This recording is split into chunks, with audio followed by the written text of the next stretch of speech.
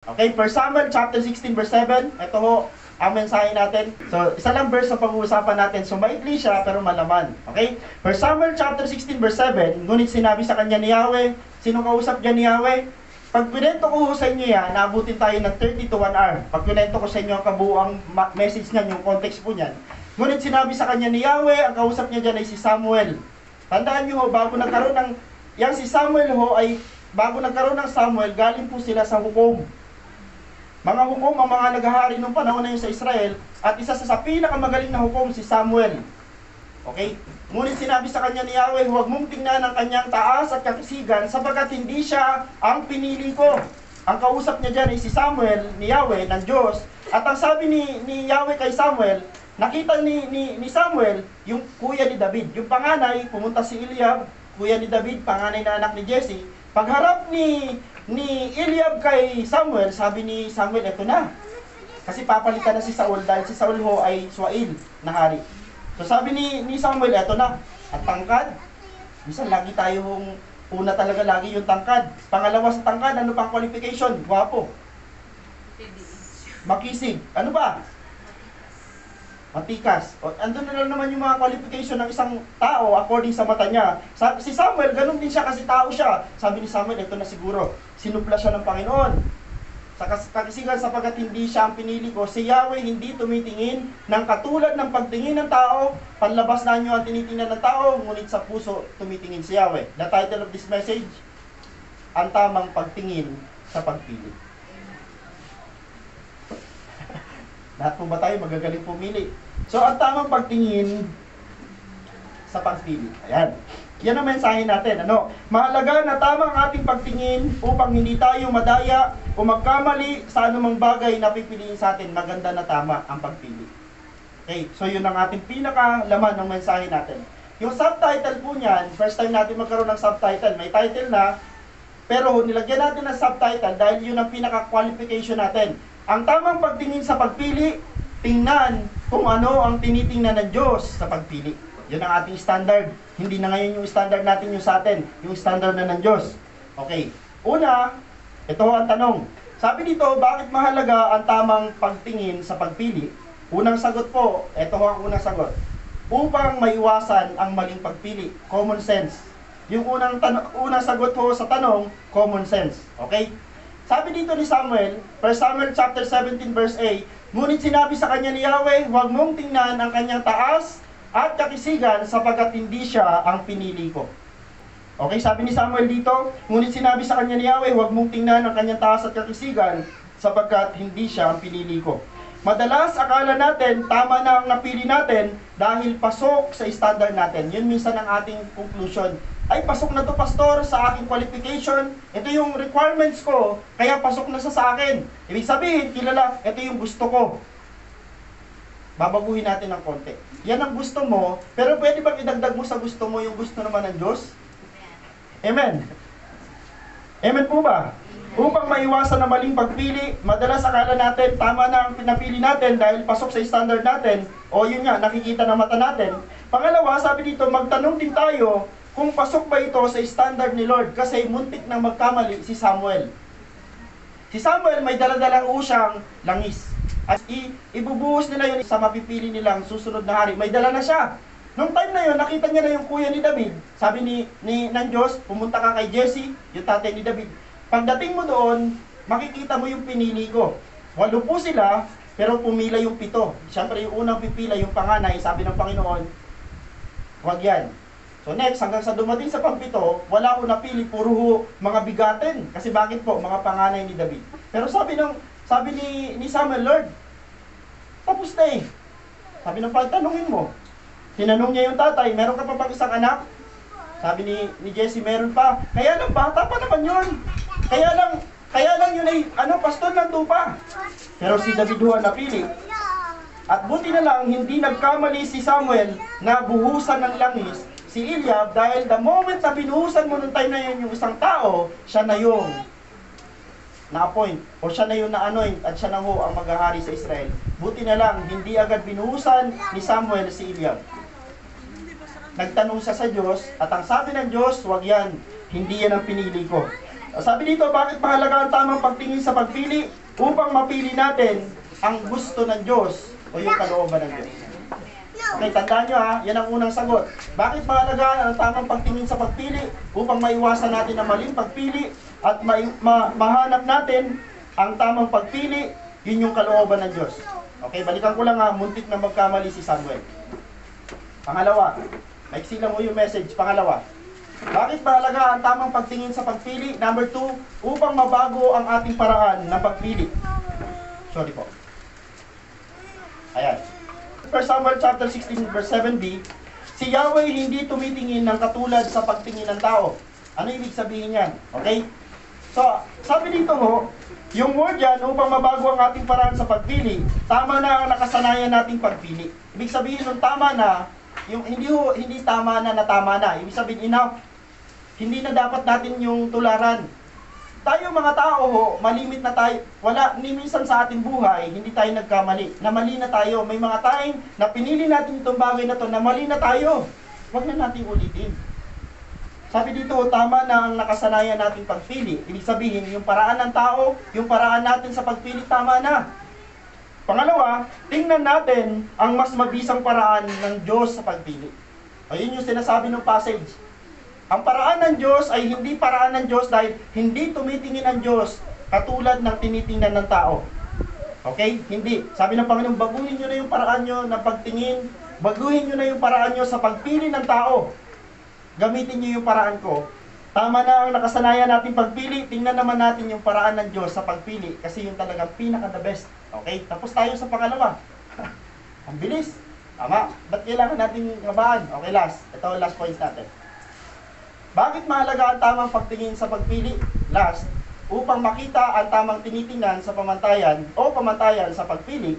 1 Samuel chapter 16 verse 7c, panlabas na nyo ang tinitingnan ng tao, ito yung nakaka-discourage, sabi ng Panginoon, hindi ako sang-ayon sa gawain ng tao, dahil yung tao, panlabas ang tinitingnan ng tao, pero sabi niya, ngunit puso ang tinitingnan ko, sabi ni Yahweh.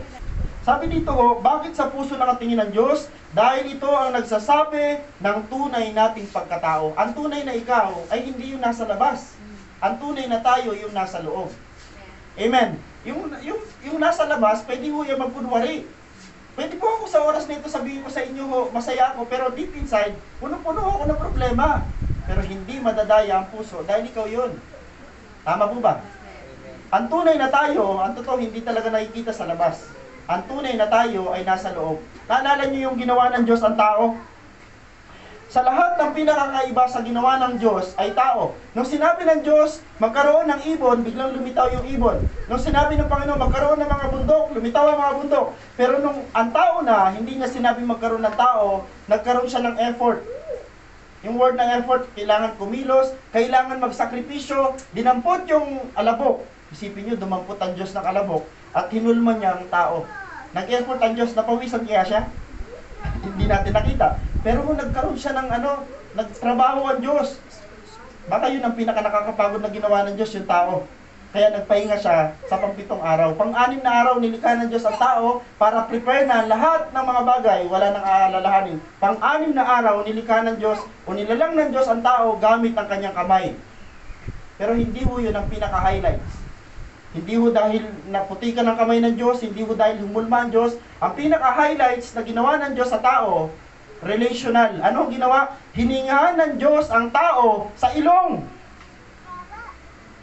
At matapos hingahan ng Diyos ang tao sa ilong, nagkaroon ng buhay, at yung buhay na mayroon katako, yan ang buhay na galing sa Diyos. Ang tawag dyan, Zoe life. Zoe life, ibig sabihin no, eternal na buhay. Alam niyo bang ang tao pag nabuhay sa mundo, hindi na ho siya mamamatay. Kahit yung mga nandoon mapupunta sa impyerno, mapupunta sa langit, alam niyo pareho silang may eternal na buhay. Kaya lang ang nasa impyerno, eternal na buhay na walang, eternal na nga, wala pang buhay. Eternal na buhay sa kaparusahan.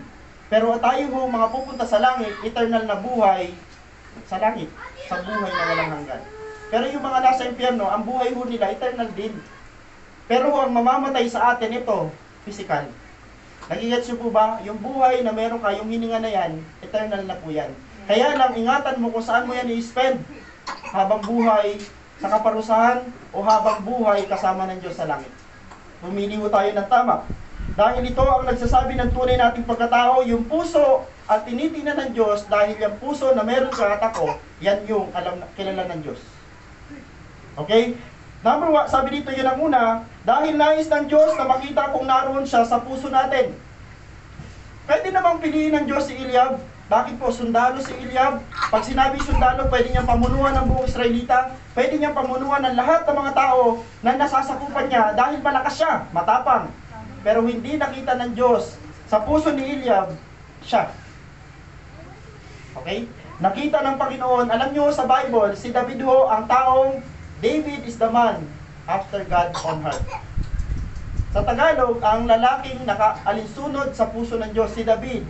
Bakit nangyari yun? Lord, may paborito ka bang anak? Lord, may paborito ka bang tao sa Bible? Hindi mo sinabing paborito ng Diyos yung word na yun. Pag sinabing a man after God's own heart, ibig sabihin, yung tao na yon ay mayroong katangian na sumusunod sa Diyos. May katangian siya na nagpapasakop sa Diyos. At may katangian siya pangatlo, naglilingkod siya sa Diyos. Yun ang nakita ng Diyos sa puso ni David na wala sa iba. Okay? Nag-get po ba? Dahil nais ng Diyos na makita kung naroon siya sa puso natin, parang challenge tayo ng Panginoon sa oras na ito, kung pipili ka ng tao, piliin mo yung taong may Diyos sa puso.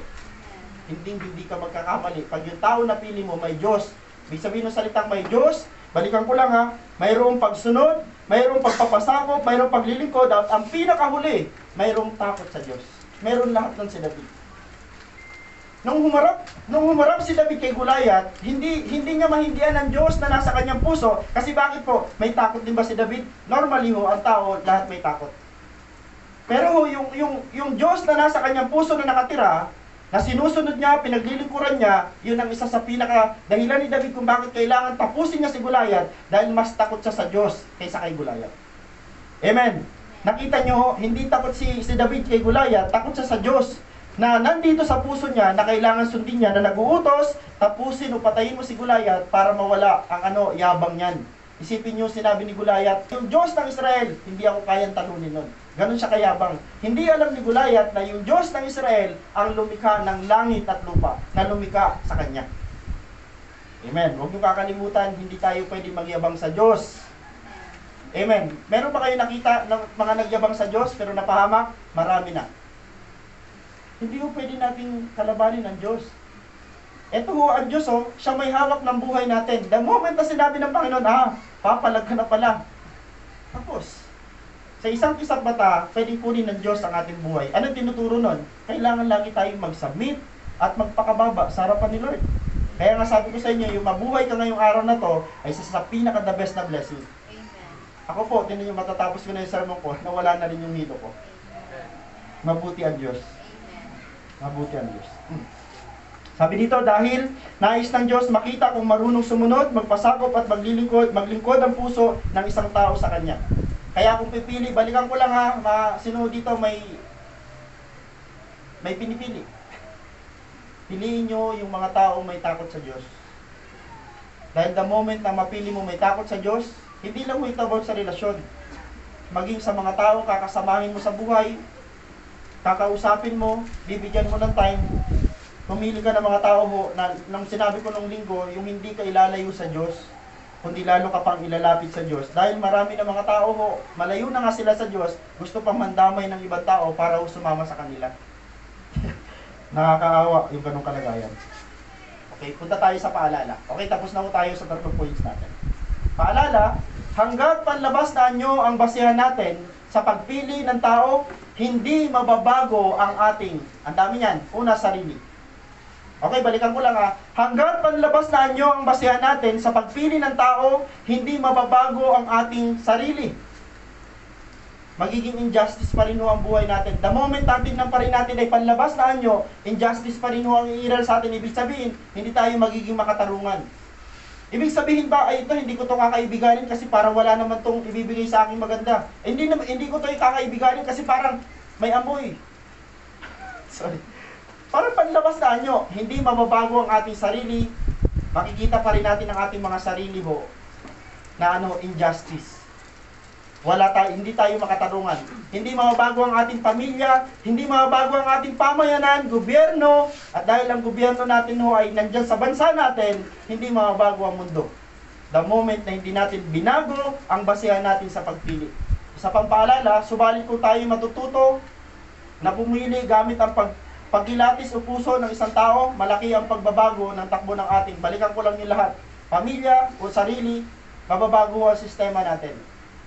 Magiging makatarungan na tayo. Kanina hindi makatarungan, ngayon pagka ginawa natin, yung ginawa ng Diyos sa pagpili, magiging makatarungan na tayo. Magkakaroon ng pagbabago sa sarili natin, sa ating pamilya, pamayanan, gobyerno, sa ating bansa, at maging sa buong mundo. Yun ang ating target na mangyari, at magagawa natin yan, mag-uumpisa yan sa atin. Huwag mo nang hintayin, Pastor, paano yan? Ayaw ng marami. Mag-umpisa sa iyo at sa akin. Sapat na yun para may mag-umpisa. Maliit man tayo sa bilang, pero kung tayo nag-uumpisa sa tama, yung ilaw na meron tayo, dadami rin yan isang araw. Sana maabutan yan ng ating pamilya. Yung ang gobyerno natin, kakaiba. Inuuna ang tao, hindi yung bulsa. Okay, conclusion. Dito tayo. Mahalagang matutunan at tularan ang paraan ng Diyos sa pagpili upang maging tama ang pagpili. Number 1, yun ang points natin.